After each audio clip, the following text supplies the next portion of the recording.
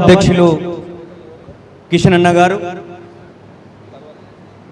2 నెలలుగా మాల జాతిని ఏకం చేయాలని కంకణం కట్టుకొని 30 లక్షల మందిని ఏకం చేసి కేంద్రానికి ఈ రాష్ట్ర ప్రభుత్వాన్ని కూడా మేమేం తక్కువలేనని చూపించడానికి తెలంగాణ అంతా తిరుగుతున్న మన నాయకులు వివేకన్న గారు, అదేవిధంగా ఈ నిజామాబాద్ జిల్లా నుంచి కాంగ్రెస్ పార్టీలో జిల్లా అధ్యక్షులుగా రాష్ట్ర నాయకులుగా పనిచేస్తున్నటువంటి ఈరోజు మెంబర్ అయినటువంటి అన్న గడుగు గంగాధర్ అన్న గారు, వీళ్ళందరినీ కోఆర్డినేట్ చేస్తున్నటువంటి సర్వయ్య గారు, అదేవిధంగా మాల సంఘాలన్నీ కూడా ఏకమై మాల జిల్లాలలో పర్యటిస్తున్నటువంటి చెన్నన్న నాయకత్వంలో పనిచేస్తున్నటువంటి సంఘం మన మాల సంఘాలు, ఈ జిల్లా ఇన్ఛార్జిగా ఉన్నటువంటి చెరుకు రామచంద్రం గారు, అదేవిధంగా ఇక్కడ వేదిక పైన తెలంగాణ ఉద్యమంలో సదానందం అన్న గారు, ఉద్యోగస్తులు, రిటైర్డ్ ఎంప్లాయీస్,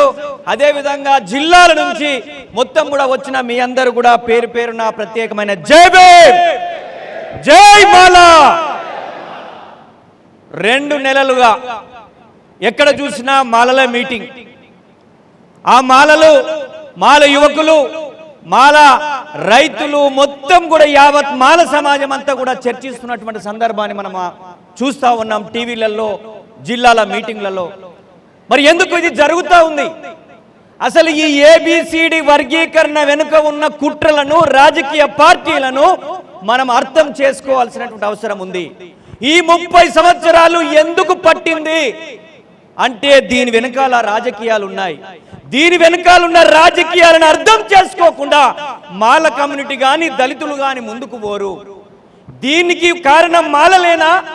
ఈ 30 సంవత్సరాలలో జరిగిన రాజకీయాలు, చంద్రబాబు నాయుడు, అదేవిధంగా అప్పుడున్న కాంగ్రెస్ పార్టీ, ఇప్పుడున్నటువంటి బీజేపీ పార్టీ ఏం చేస్తా ఉన్నదో ఒకసారి ఆలోచన చేయండి.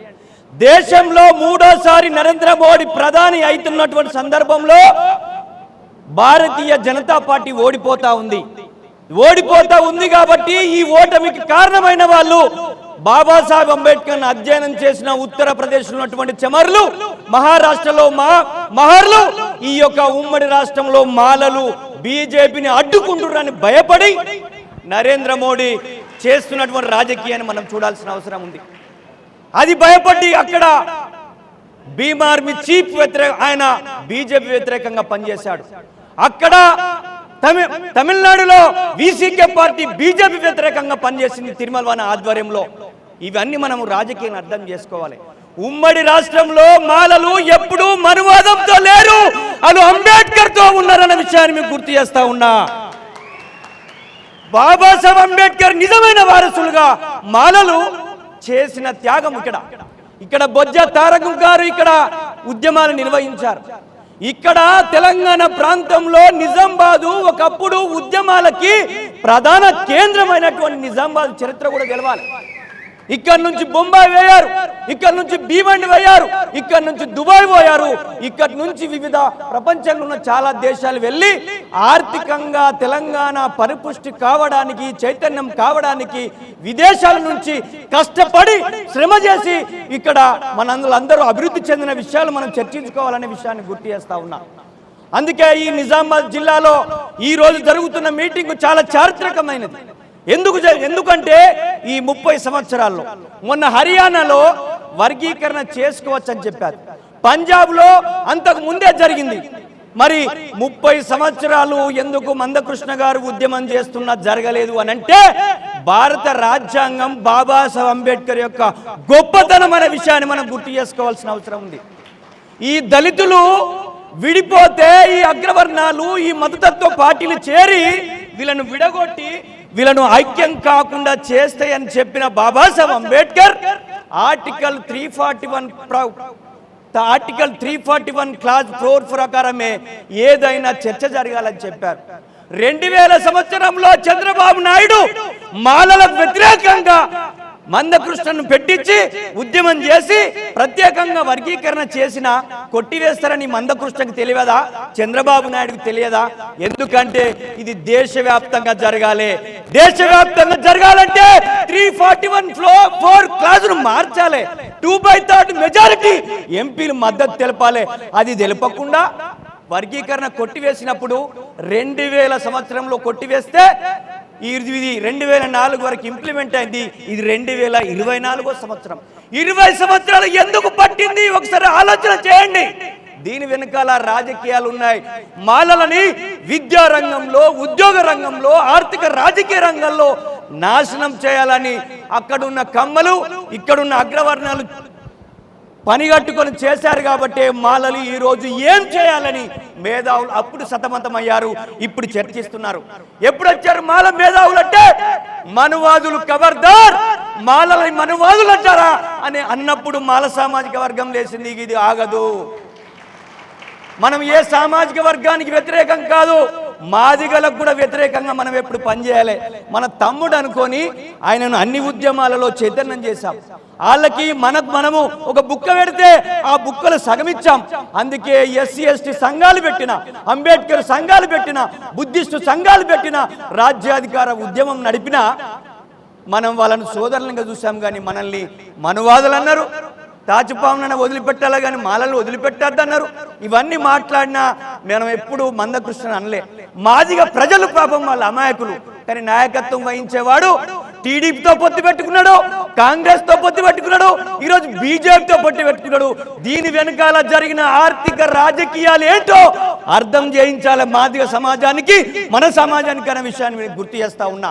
ఎందుకంటే ఈ దక్షిణ భారతదేశంలో కాంశీరామ్ బిఎస్ వస్తే దానికి నాయకత్వం ఎవరు ఉండాలన్నారు తెలుసా? మాలల నాయకత్వం ఉంటేనే సామాజిక న్యాయం జరుగుతుందని చెప్పారనే విషయాన్ని గుర్తు చేస్తా ఉన్నా. అప్పటి నుంచి మొన్నటి ప్రవీణ్ కుమార్ వరకు బిఎస్పికి ఎవరు అధ్యక్షున్నారండి? ఆ బిఎస్పి అధ్యక్షుడు 4-5 సంవత్సరాలు ఉండి నాతోటి శాత కాదని బండికని ఎత్తేసి వెళ్ళిపోయాడు. అవునా కాదా? ఇది ఆలోచన చేయాలి.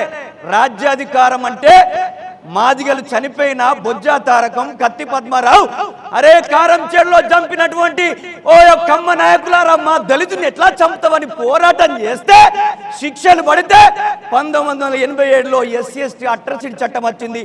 మొత్తం ఎంపీలందరినీ ఏకం చేసి దేశంలోనే ఎస్సీ ఎస్టీ అట్రాసిటీ చట్టం చేసిన వాళ్ళు మాల సామాజిక వర్గం. అంతేకాకుండా ఎస్సీ ఎస్టీ సభ్యులను ఎవరు తెచ్చారు?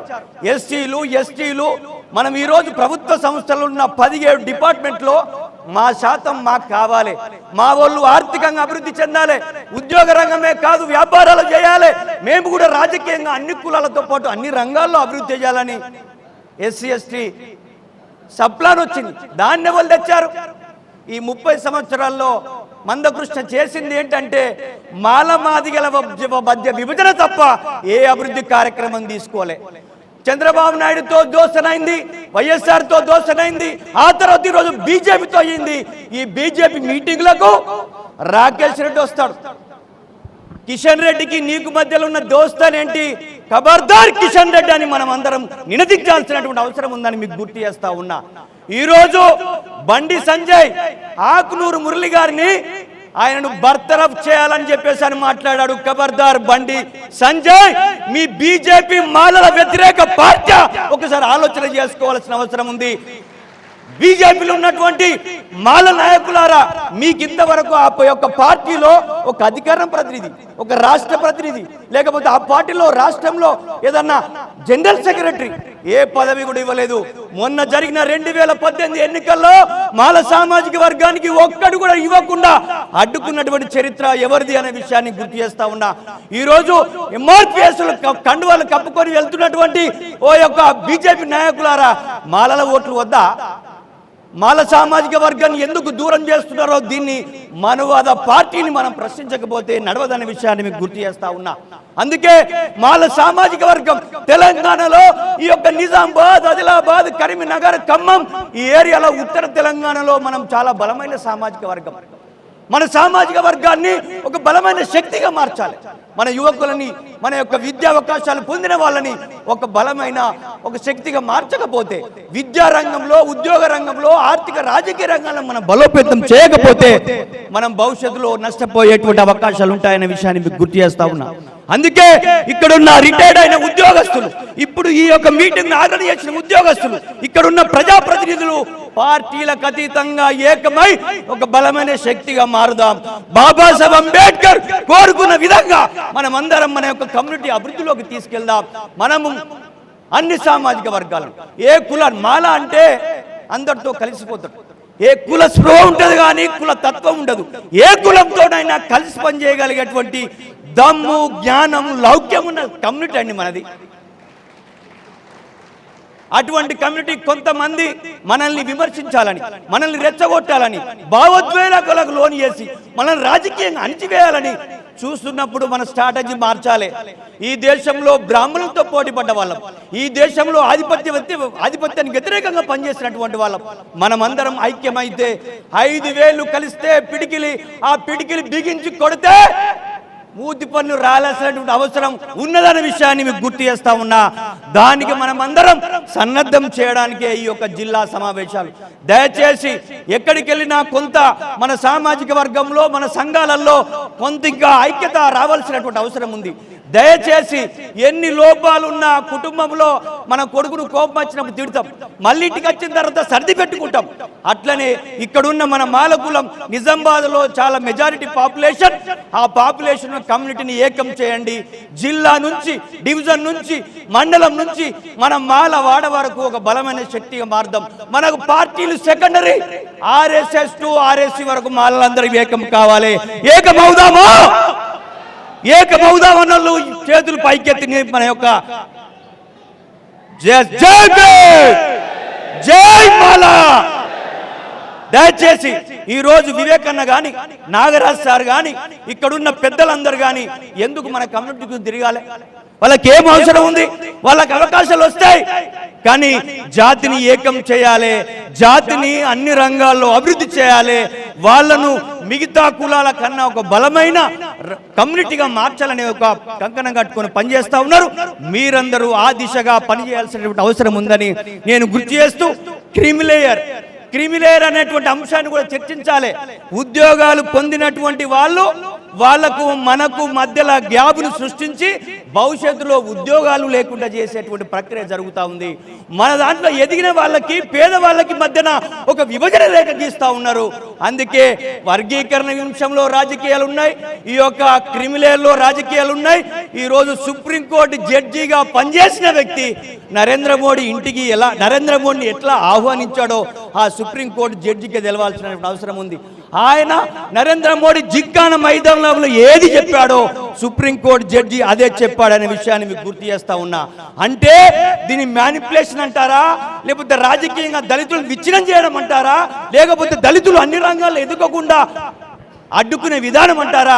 బీజేపీ గవర్నమెంట్ లో దళితుల మీద దాడులు జరిగినాయి, రిజర్వేషన్లు తీసేసే ప్రయత్నం జరుగుతుంది, ప్రైవేటు సంస్థలను ప్రైవేటు వ్యక్తులకు దారిదత్తం చేస్తా ఉన్నారు. భవిష్యత్తులో రాజ్యాంగాన్ని వ్యతిరేకంగా మనుధర్మ శాస్త్రంతో కూడిన రాజ్యాంగాన్ని ఇక్కడ నిలబెట్టడానికి ఈ దేశంలో పనిచేస్తా ఉన్నారు. దానికి వ్యతిరేకంగా మాలలే ముందు వరుసలుండి ఉద్యమించాలని చెప్పేసి విజ్ఞప్తి చేస్తూ జై మాల, జై మాల. Thank you very much.